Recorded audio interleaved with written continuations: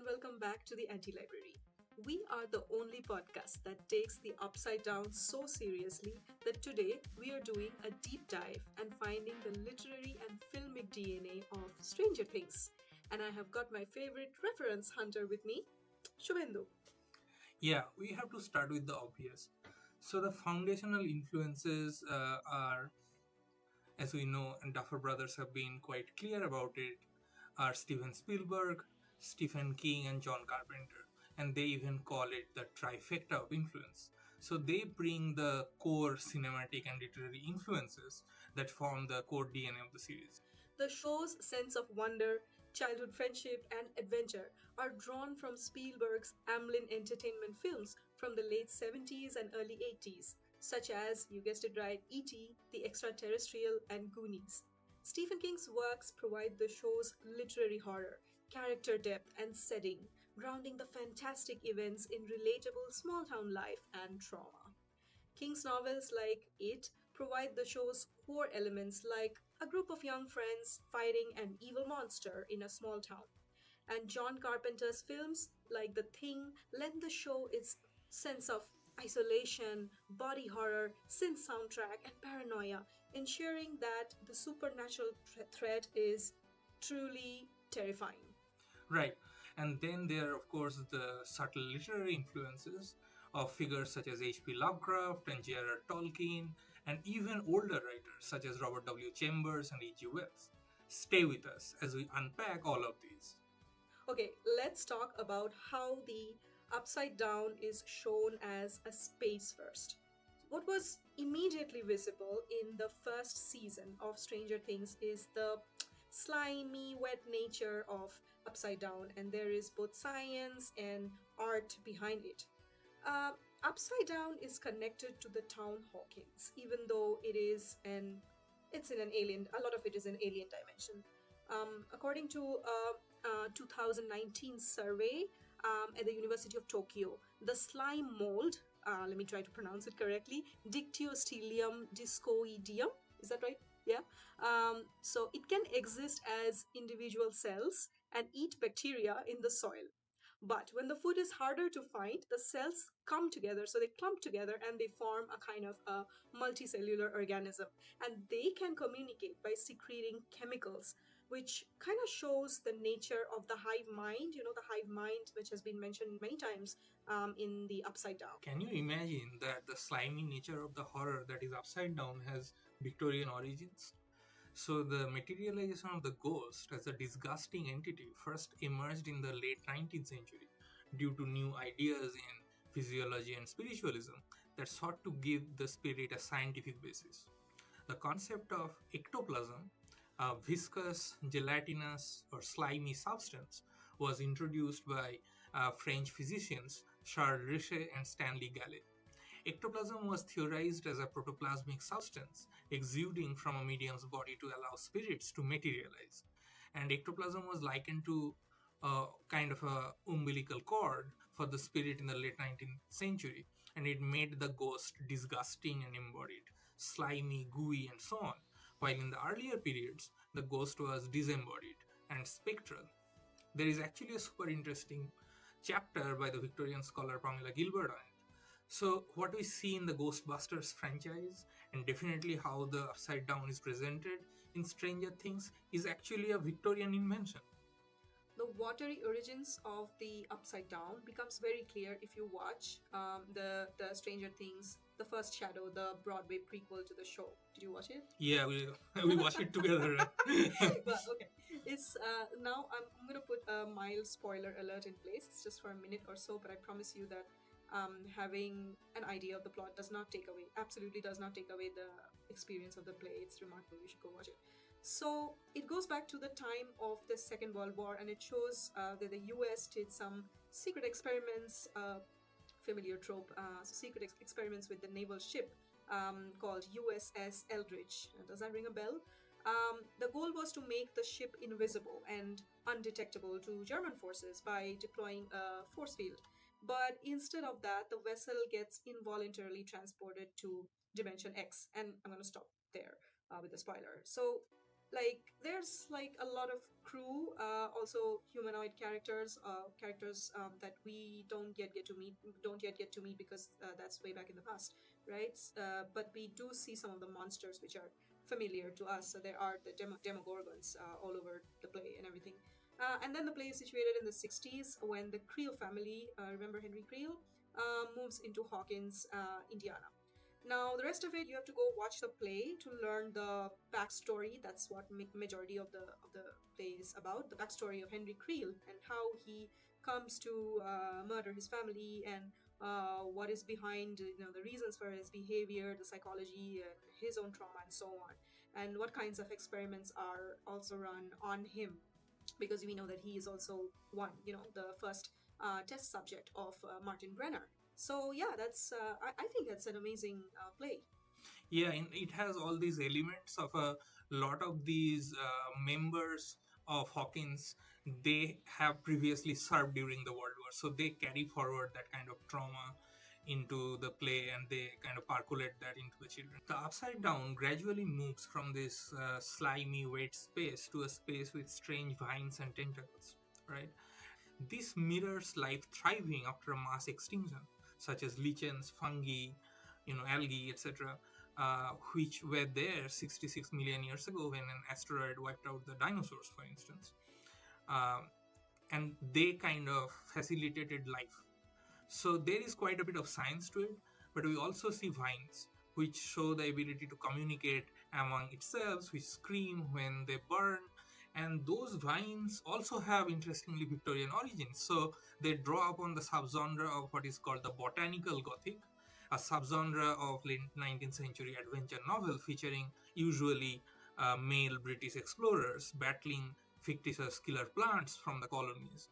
In texts such as H.G. Wells's The Flowering of the Strange Orchid and Algernon Blackwood's The Man Whom the Trees Loved. So vines often straddle the line between beauty, so they kind of depict lush foliage but also morbidity, strangling a tree and covering a ruin and so on. And women. Yeah, so they do represent a sort of kind of feminine sexuality which can entrap those adventurers. Even though I would say that in Stranger Things, the vines kind of they slither in a way where they are put in the role of the aggressors. So it's kind of interesting how it plays around with it. So if you remember the book and the film, The Ruins, for instance, where a sentient predatory vine system psychologically and physically torture a group of tourists. So there are all these subtle references that are kind of woven into the depiction of the Upside Down. So, from season 3 of Stranger Things, the Upside Down is full of tentacles, and the Mind Flayer expands its hold on the citizens of Hawkins and creates its monster army.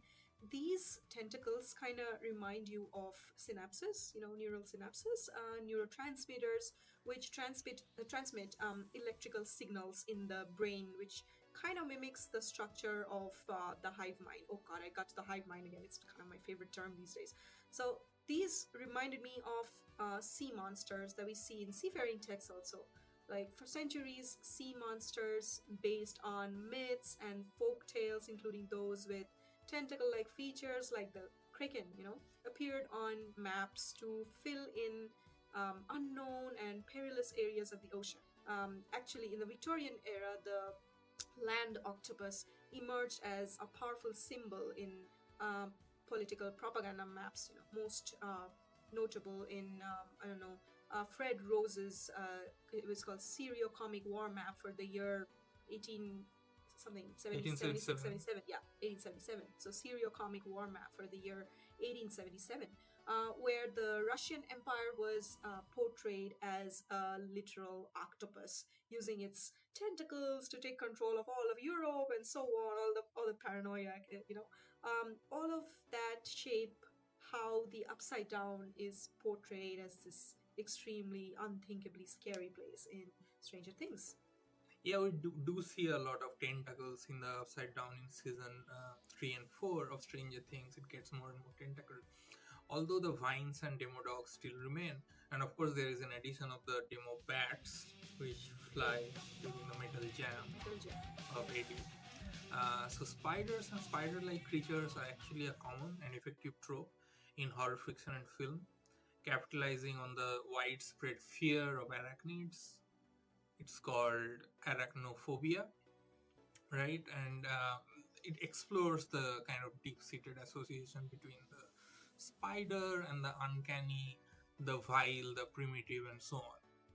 Um, are you acquainted with the work of M.R. James? Yeah, of course, he is the antiquarian ghost Yeah, story. he's a master storyteller, and I think like people should read more of him. Like, he's introduced spiders as this highly specific and disgusting agents of horror. I don't agree with the disgusting part, like spiders a lot, but anyway, he sort of links spiders to witchcraft and vengeance. So, for example, in this short story, it was called the Ash Tree. Mm. It features this massive spider-like creatures. Which are central to witch's curse. So there is this owner of a room. His name is Matthew. He dies after seeing something small scuttling in an ash tree outside his window. And later on, people find out that it is they are spiders. These creatures are not just spiders, but they are huge, and they are described as this enormous spider, veinous and seared, and some were supposedly as large as a man's head. Now, that would be scary, of course. The story also implies that these spiders fed on the body of an executed witch whose remains were to be found beneath that tree. So my point here is that there has been this association of something eerie, something horrible, horror, disgusting, and these things to giant spiders, something like how we see in the Mind Flayer. And then also we must remember that Henry Creel was sort of attached to Yeah, spiders. He had yeah. this relationship. He had a lot of spiders in a glass jar. He had Yeah. spiders kind of pets. Yeah. So, but it also does remind me of. Glad that you brought up Emergence, because he's another short story. It's called, I think, Casting the Runes. There we see the imagery of, again, fangled, hairy. It's called mouth with teeth and their hair about it. So there is a sort of a spider illusion, a spider imagery that is blended Mhm. into it. And it's also a classic representation of what is called the vagina dentata. Oh yeah. So it kind of represents the threat of feminine sexuality, which is also associated with the spider. And there is this Stephen King novel, and there is a film version of it. It's called, I think, The Mist. The Yeah, yeah. Mist. Yeah. So there are all these, enormous prehistoric spiders which just kind of emerge out of a mysterious mist, and you see in the same way in this show in Stranger Things. There are these storm clouds, red tinted, Mhm. out of which the tentacles of the mind flare emerge. And if you look at the scene where the mind flare attacks Eleven and Mike and their friends in Hopper's cabin, there is this imagery of all the monstrous teeth that the tentacles of the mind flare has, which also reminds us of the trope of vagina dentata. Yeah, but my T-shirt, you see, the Demogorgon is cute. It does not have the teeth. No VJJ associations on my T-shirt. Yeah. Okay, so let's come back to Hawkins for now. The entire vibe of the kids' journey on their bikes in Stranger Things, as well as the basic trope of an ordinary kid encountering a being with extraordinary powers, draws upon Spielberg, of course.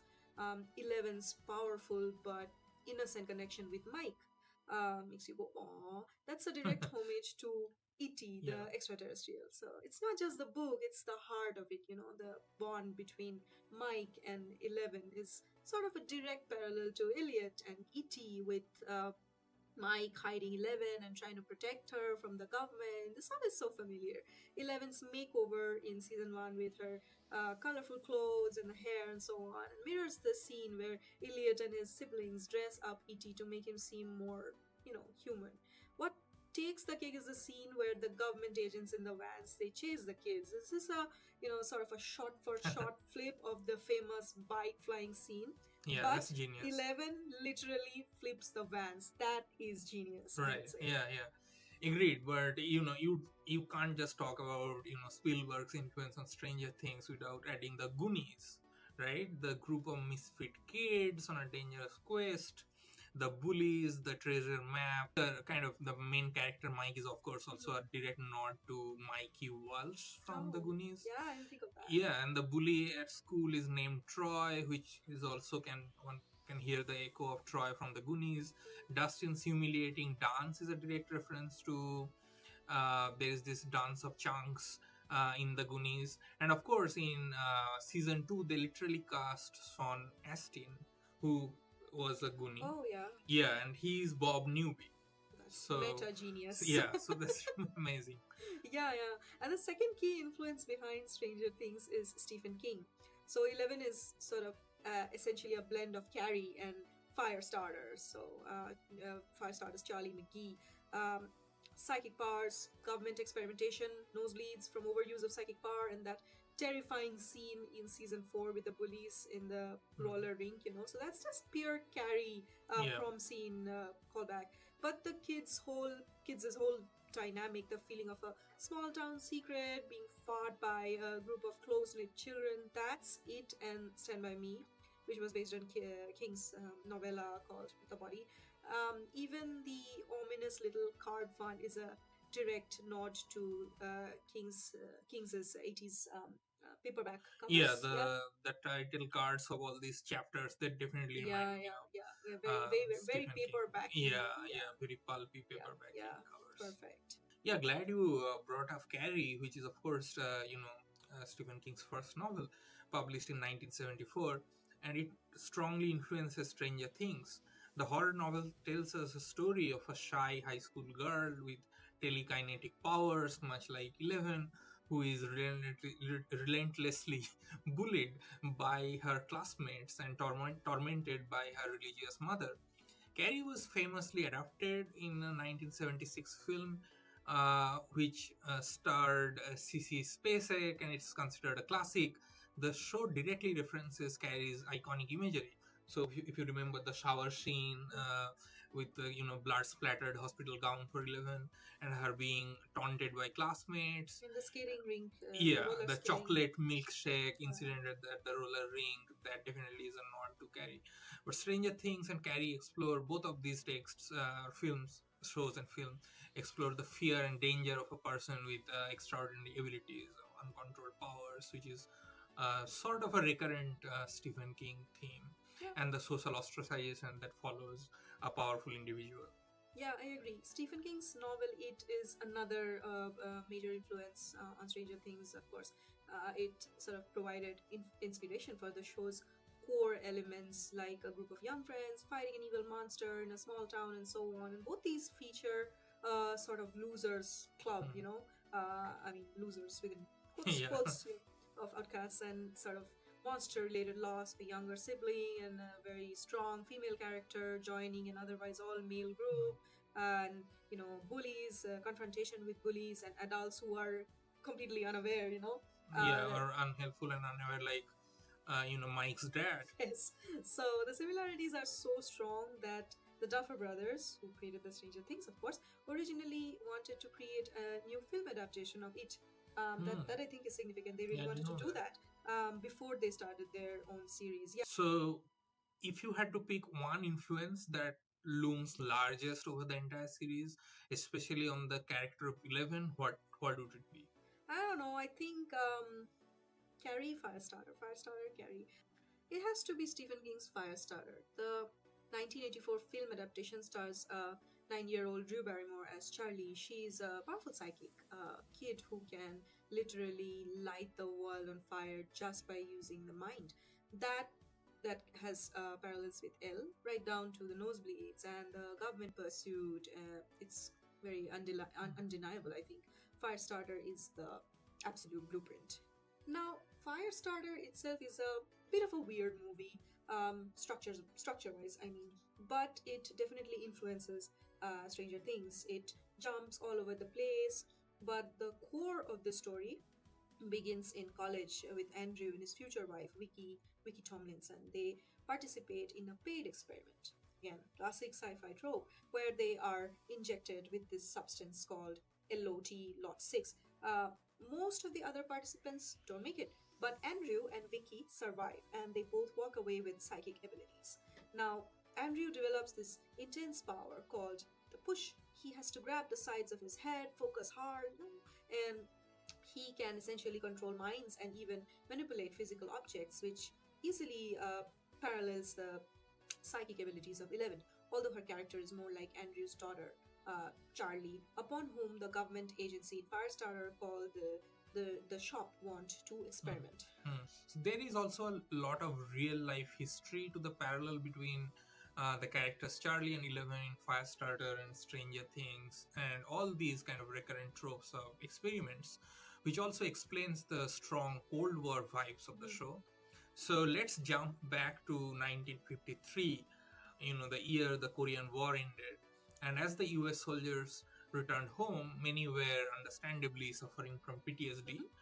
But a much scarier rumor began circulating, intensified by a New York Times article that American war prisoners had been brainwashed. Oh, it's a real term. Yeah, it was actually coined by the journalist Edward Hunter, and the claims were chilling. Men were confessing to things they have not done, some even refused to return, supposedly converted to communism through mind control or brainwashing. And the historian Brianna Nofil, she has worked on it, she puts it as the concept of American freedom of the mind versus Soviet mind control that became sort of a dividing line as stark as the Iron Curtain. It was highly Oh my god. influential. So in 1953, CIA director Alan Dulles spoke about a new kind of conflict which he called brain warfare, suggesting the US was at a disadvantage.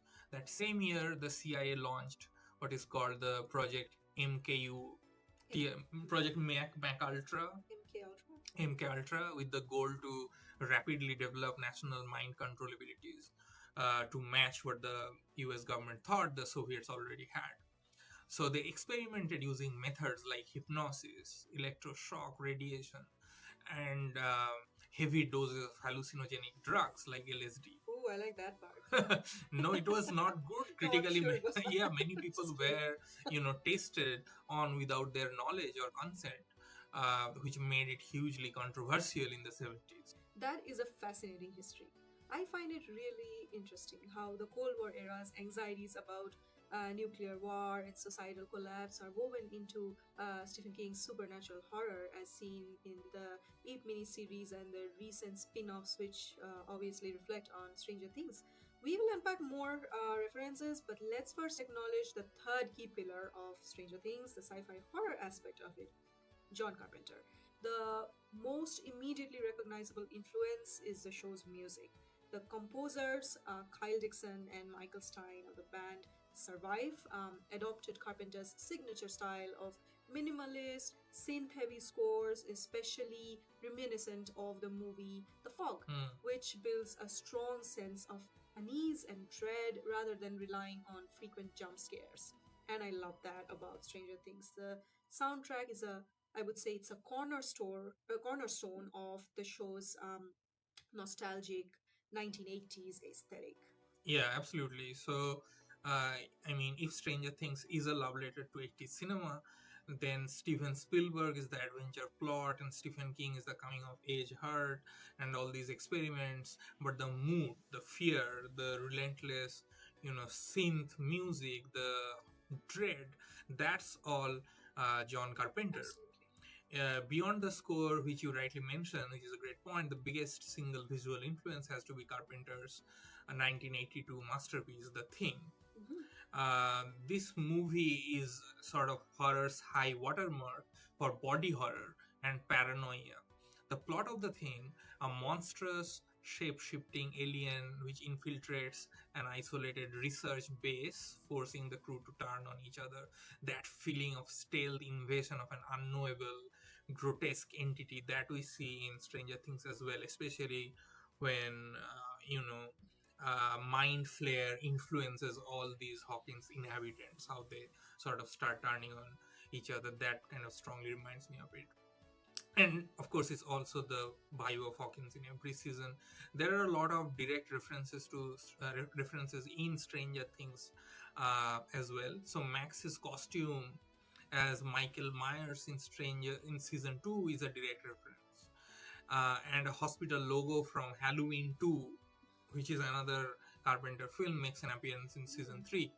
And a poster of the thing literally hangs on a wall in Mike's basement. And Mr. Oh, I didn't Clark, who is notice the that. science teacher, he, I think, even watches the film on TV at some point.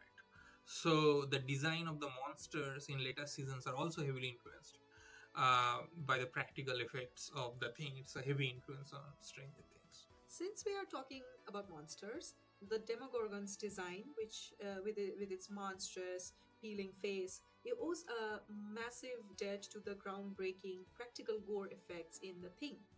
But the biggest parallel is, I think, the mind flayer.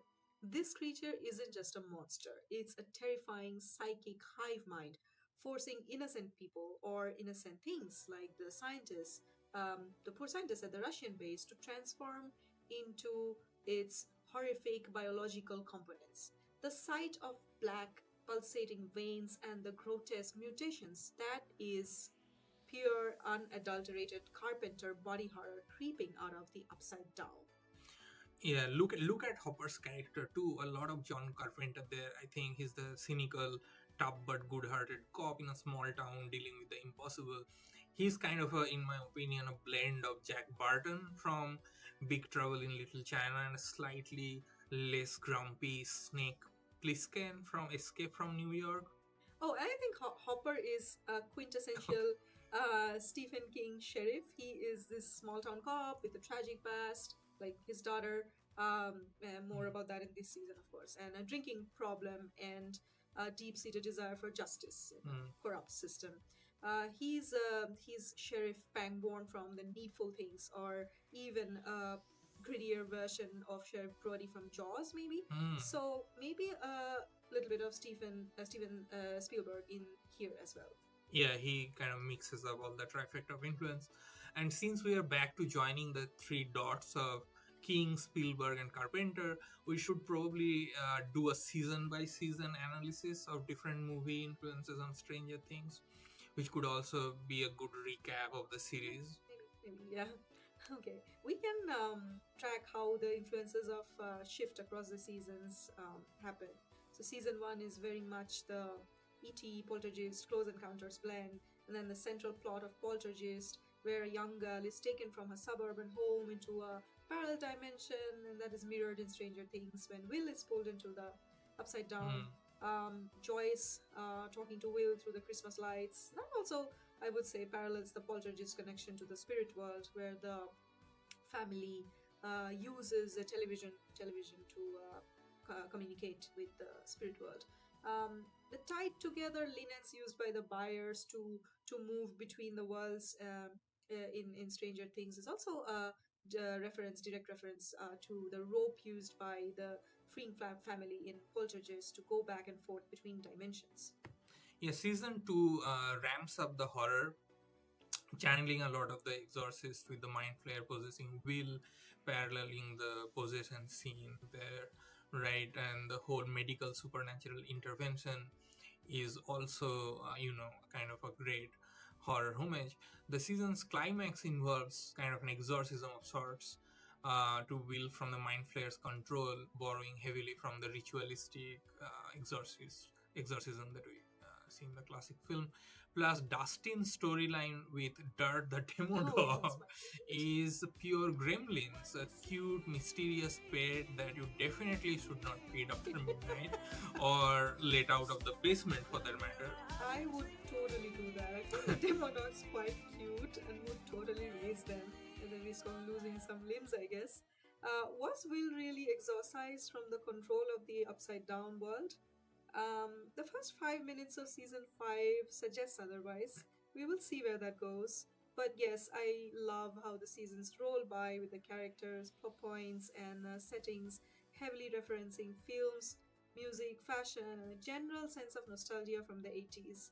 The boys dressing up as the Ghostbusters for Halloween in season 2. That was a massive, deliberate reference for 1984. Yeah, and season 3 goes full body horror and action thriller.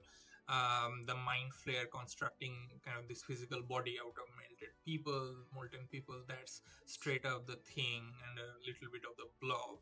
The Russians infiltrating a mall, complete with a Terminator-esque assassin, throws it into a Cold War spy thriller action drama combo like the Red Dawn.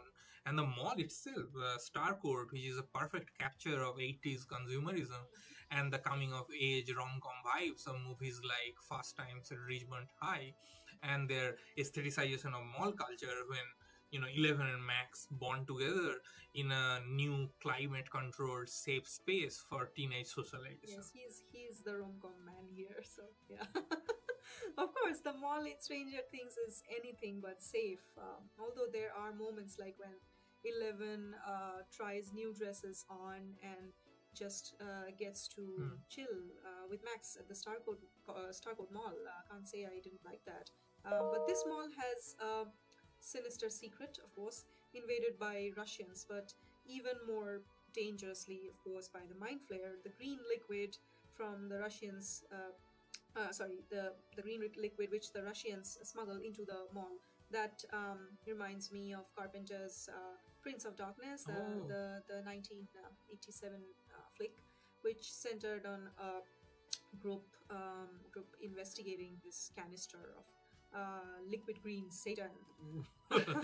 Yes, you heard it right, liquid Satan. Season 4 goes all in on the slasher genre, right? Vecna feels like a combination of Pinhead from Hellraiser and Freddy Krueger from A Nightmare on Elm Street. The influence of Pinhead from Hellraiser is primarily visible in Vecna's physical and aesthetic design. His body is mutilated and disfigured with exposed sinew, roots, and vines, much like the Cenobites of the Hellraiser films. Unlike silent slashers, both Pinhead and Vecna are intelligent, articulate, and even philosophical in their evil. And we see a little bit of that in season 5 more, where he's kind of making specific points on children, but no spoilers. And he always explains kind of motivations to his victims and takes pleasure in their pain. The influence of Freddy Krueger is most apparent in Vecna's powers and methods of killing. So Freddy also invades famously the dreams of his victims, attacking them in their subconscious where they are most vulnerable, and their death in the dream world results in their death in the real world. Vecna's curse sort of operates similarly, although he keeps them in this upside down world, and he infiltrates his victim's mind with traumatic visions before killing them. So before their bones break and their eyes are taken out, they're already kind of completely That is broken. terrific. That scene, those scenes of the way they are killed, those I think they affect me. Yeah. Anyway, Vecna is Freddy Krueger. I agree with you. He invades your mind and he feeds on your trauma and he kills you in a twisted dreamscape. Especially if you look at how the Creel house is shown in Stranger Things, it's a really complicated and interesting space. So the entire color palette of the 1950s flashback scenes featuring the young Henry Creel and his family is heavily saturated with yellow and warm sepia tones. That little bit comes from the contemporary films, but the lighting, furniture, and even uh, Henry's sister's dress are various shades of yellow, which might create a false sense of homeliness. Even various characters' hallucinatory encounters with Vecna, such as Chrissy Cunningham's final moments and Max's initial visions as well, feature a sort of a sickly yellow or golden hue. Yellow has a strong literary association with madness. Texts like Charlotte Perkins Gilman's The Yellow Wallpaper, where a woman is prescribed rest cure and is confined to a solitary room, and there she sort of suffers.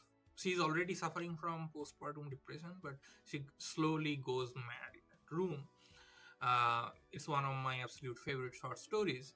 But one can also see the influence of this book called The King in Yellow, but by Robert W. Chambers, which is a foundational work of weird fiction, notable for its collection of linked short stories that center on a cursed, fictitious play called The King in Yellow.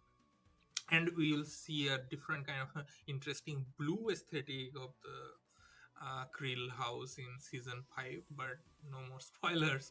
Uh, but in any case, in The King in Yellow, the play drives people who read it to madness, obsession, and often death. And it was a huge influence on H.P. Lovecraft, who is, of course, a great influence on Stranger Things.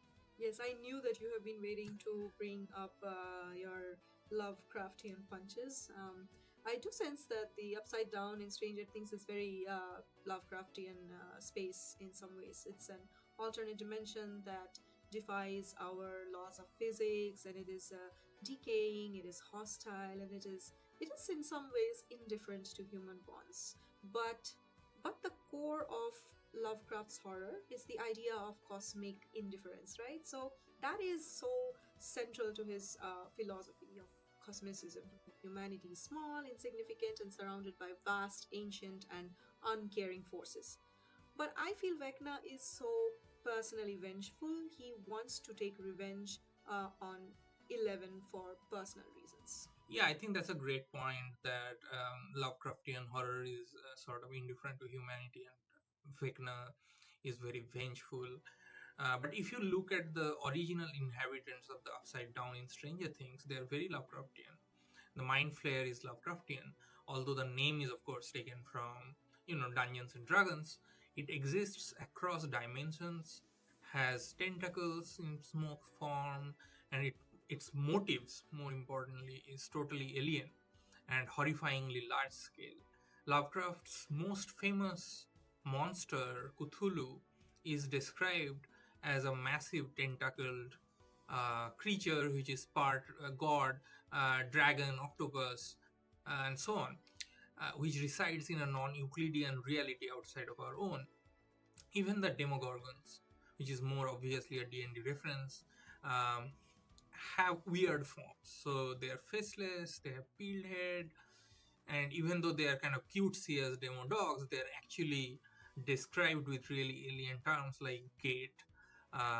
They're called the shadow monster by various creatures, reflecting the Lovecraftian ethos of using vague, terrifying language, because fundamentally these creatures are beyond human comprehension.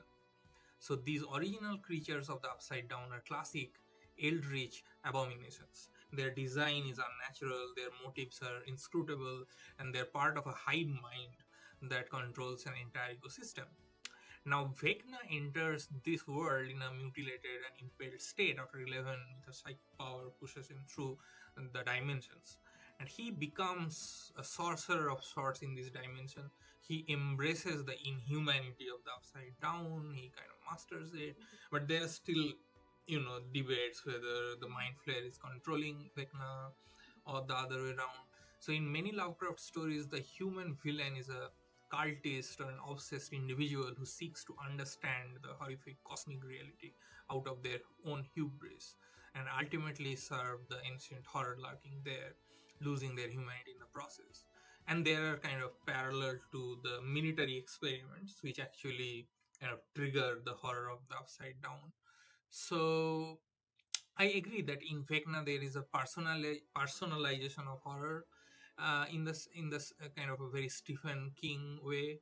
So it's kind of a balance between Lovecraft and Stephen King. Yeah, I remember reading a fan theory about the Mind Flayer having a spider-like form because young Henry Creel loved spiders. It's more than a fan theory. I think it's pretty much in like we have accepted that sort of. Especially if you consider the Broadway Yes, yes, play, it exactly. becomes evident. Yeah. So the cosmic entity essentially appeals to his perverted desire for power, dominance, freedom from society, and shapes him into this perfect avatar, if you will, for its invasion. Vecna is the human face of the inhuman evil that is upside down. So, in the end, Stranger Things gives us the best of both worlds the personal, psychological horror of Stephen King channeled through Vecna, who ultimately serves the unknowable, cosmic, Lovecraftian terror embodied by the Mind Flayer. We do not yet know whether he really serves the Mind Flayer or not. but Or that's the mind flayer serves him. Like, yeah, who is the yeah, real that's villain here? yeah. It's still the jury is still out. Yeah. But the speck of dust and the storm clouds that we see around the breaches across dimensions in Stranger Things is also very Stephen King. King has this idea of the thinny, a place where the fabric of reality is weak and can transport individuals to other universes or dimensions, which we see in the Dark Tower series. Actually, it's a very classic trope of weird fiction. So the rift of dimensions has a long literary history in the tradition of the weird, which goes back to figures like Charles Algernon Blackwood with his novel The Willows and William of Hodgson's The House on the Borderlands, which I highly recommend. Yeah. It's great. All of these texts mark the rift between dimensions in very isolated spots where time alters, etc. So these tropes are then developed further by Lovecraft in short stories like The Color Out of Space. Uh, but there is something distinctly different in Stranger Things and these weird texts. I think at least that is the strong friendships. So a lot of these Lovecraft sorts, they're kind of in isolated spaces, as opposed to that Hawkins. Even though as much as weird it is as a town, it has a strong bond of community, which is different. Yeah, and very natural in a way, isn't it? Yeah, absolutely. Friendships work as a counter gothic force in Stranger Things. The main characters survive because their knowledge is collective. They read the monstrous entity through the lens of a fantasy game, the Dungeons and Dragons, giving them a language to categorize the unknowable. It is also remarkable because the D&D game was actually linked to satanic panic in the 80s. Season 4 of the show features a subplot where the character Jason Carver rallies the town with his bros with the belief that Hellfire Club, the group that plays D&D, is a satanic cult responsible for the murder of his girlfriend, Chrissy Cunningham. And that also continues in season 5. If you have not watched it, I don't want to spoil it for you, but yeah, it's there. Um, the show uses this fictional conflict to reflect the historical fears that D&D was a gateway to satanic worship, and it portrays how fear and conspiracy theories can take hold and harm innocent people. I think the show argues that human connections and love, the very things that we do not find much in Lovecraftian universe, are the forces that are capable of resisting the existential nihilism of the upside down.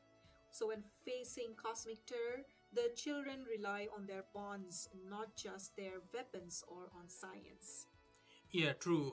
Even if you think of the bond between Hopper and the Russian soldier when he's taken to Russia, that kind of works in favor of countering the. Hardly the correct analogy, I think. But anyway, so the boys' D&D sessions in Stranger Things are the lens through which they interpret the terrifying reality.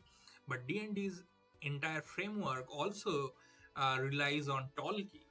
So the dark, dangerous road where Will vanishes in season 1 is named Markwood, the treacherous forest from The Hobbit. Oh, yeah. And Markwood has a sort of a strong British literary tradition, even dating back to Walter Scott. Okay, I another think. time, another time. The password of Will's fort, Castle Byers, is Radagast, an obvious nod Yes, to yes. Radagast the Brown, one of the great wizards in Tolkien. The overall centrality of friendship reminds one of the fellowship in Lord of the Rings. The boys, much like the hobbits, are small. Now they have grown up, but they were small.